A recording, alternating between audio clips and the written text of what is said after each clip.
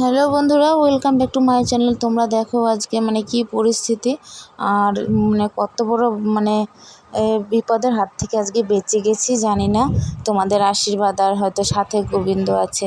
তো জানোই তো একটা কথা যে রাখে হরি তো মারে কে, সেরকম একটা পরিস্থিতি। দেখো সকালে রান্নাবান্না করে সবে মাত্র গোছাচ্ছিলাম সব কিছু। ইতিমধ্যেই তোমাদের দাদাভাই এত জোরে চিল্লানি দিয়ে উঠেছে যে পিঙ্কি তাড়াতাড়ি সরে যাও, তাড়াতাড়ি সরে যাও। আর আমি বুঝতে না পেরে রান্নাঘর থেকে যে বেরিয়েছি আর সামনেই দেখি লাফ দিয়ে চলে আসলো। আর কী হয়েছে বলো তো, তোমাদের দাদাভাই টিউবওয়েল পাড়ে ছিল, আর টিউবওয়েল পাড়ে ছিল সেখানে একটা ব্যাঙ ছিল বড়। সেই ব্যাঙের পেছনে ধাওয়া করে সাপটা এত স্পিডে দৌড়াচ্ছিল কি বলবো। আর এটা দাঁড়ার সাপ, লাফ মারে বিশাল। তারপর দেখো তোমাদের দাদাভাই তো খুব জোর বেঁচে গেছে। তারপর সেখান থেকে দেখছি আমার কাছে এসছে, তো সেই মুহূর্তে তো বলছে পিঙ্কি তাড়াতাড়ি সরে যাও। আর আমি সরেছি, তখনই দেখি আমার সামনে আর এত বড় একটা জাম্প মারলো। জাম্প মেরে গিয়ে ব্যাঙটাকে ধরে নিল খাবলা মেরে ধরার পর দেখো রান্নাঘরে ঢুকে পড়েছে। আর রান্নাঘরে বসে বসে কিন্তু পুরো ব্যাঙটা গিলে ফেললো। এত বড় একটা ব্যাঙ ছিল, আর সাপটাও তো কম বড় নয়, তোমরা দেখতেই পাচ্ছ। আর আমাদের এদিকে অনেক প্রচুর জঙ্গল আছে সাইড দিয়ে, তো অনেক বড় বড় জঙ্গল গাছপালা, আমাদের না আলাদা লোকের। আর সেই জায়গাগুলোতে পুরনো দিনের অনেক বয়স্ক সাপ বাস করে। তো প্রত্যেক দিনই প্রায় দিনই এই দেখতে থাকি, কি বলবো, সামনে পড়ে যায় কতদিন এরকম পরিস্থিতি। আর যখন ঘরে ঢুকে যায় তখন তো খারাপ অবস্থা। তো ঘটনা ঘটতে তো সময় লাগে না। যাই হোক, আজকে খুব জোর বেঁচে গেছি। রান্না সবেমাত্র হয়েছিল, গোছাচ্ছিলাম, ইতিমধ্যে তোমাদের দাদাভাই ডেকেছে। দেখতেই পাচ্ছ সব জিনিসপত্র রান্নাঘরে এলোচেলো হয়ে আছে, কারণ ওই যে জলের বালতি সমস্ত এক জায়গায় রয়ে গেছে, কারণ আমার রান্নাটা সবেমাত্র হয়েছিল।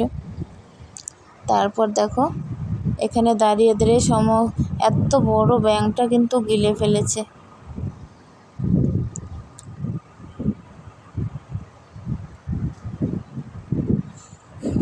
ব্যাঙটা ধরে আর দেরি করেনি, ধরে সোজাসুজি একেবারে রান্নাঘরে ঢুকে পড়ে।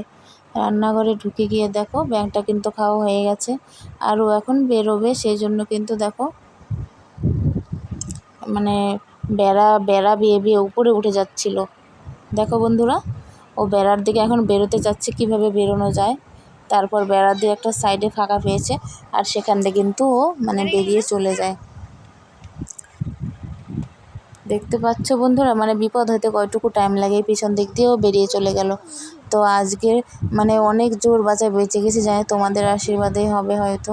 তারপর দেখো যেই সাইড দিয়েও বেরিয়ে চলে গেল, এই যে সাইডটা দিয়ে।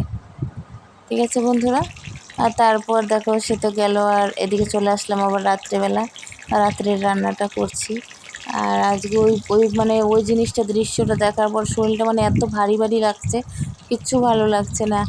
যে কি হতে পারতো আজকে, ভয়ই পাচ্ছি। আর বুকে যে কাঁপানিটা উঠেছে সেটা কোনোভাবেই থামছে না। তো খুব ভয় পেয়ে গেছিলাম, এখন ঝাড়াতে যেতে হবে। জানো তো বন্ধুরা, তোমাদের দাদাভাইও প্রচণ্ড ভয় পেয়েছিল একটুর জন্য, বিশাল দৌড়ে চলে গেছিলো। আর আমিও এদিকে তো আমিও তো দৌড়ে বেরিয়ে গেছি রান্নাঘর থেকে।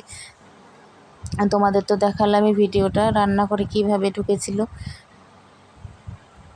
ব্যাংকে ধাওয়া করতে করতেও চলে এসছে।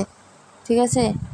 আর এদিকে দেখো রাত্রেবেলা আজকে আমি ডাল রান্না করছি, ভালো লাগছিল না কি রান্না করব, দেখলাম ঘরে ডাল আছে। আর বাজার থেকে তোমাদের দাদাভাই কচু নিয়ে এসেছিলো, শোলা কচু দিয়ে ডাল সবাই ভালোবাসে, বাচ্চারাও, সেই জন্য ডালই রান্না করছি আজকে। ভাবলাম ডাল বসিয়ে দিই। তো আমি এখন উনানে রান্না করতে পারিনি, কারণ খুব খারাপ লাগছে, ওই এত বড় একটা ঘটনা ঘটে গেল। তারপরে যে আমি আজকে গ্যাসেই রান্না করছি রাত্রিটা। তো দেখো ডালটাও কিন্তু আমার হয়ে গেল সোমবারে দেওয়া। ঠিক আছে বন্ধুরা, আজকের ভিডিওটা কিন্তু এই পর্যন্তই থাকবে। ঠিক আছে, তোমরা কোথার থেকে ভিডিও দেখছো কমেন্ট করে অবশ্যই জানাবে। আর তোমাদের কারোর সাথে যদি এরকম ঘটনা ঘটে থাকে অবশ্যই কমেন্ট করে জানাবে। এই ঘটনা ঘটার পর থেকে আজকে আমার শরীরটা প্রচণ্ড ভারী ভারী লাগছে, কিচ্ছু ভালো লাগছে না। আর এত ভয় পেয়ে গেছি কি বলবো। আর তোমাদের সাথে কথা বলতে বলতে দেখো এদিকে কিন্তু আমার রান্নাটাও হয়ে গেল। তো বড় বড় করে কচুগুলো দিয়েছি, কারণ না মিষ্টি মিষ্টি লাগে, বড় বড় করে কচুটা দিলে আর টেস্ট বেশি লাগে। যাই হোক, তোমরা কোথা থেকে ভিডিওটা দেখছো অবশ্যই কমেন্ট করে বলে দিও। টাটা বাই বাই, আজকের ভিডিওটা এই পর্যন্তই থাকছে।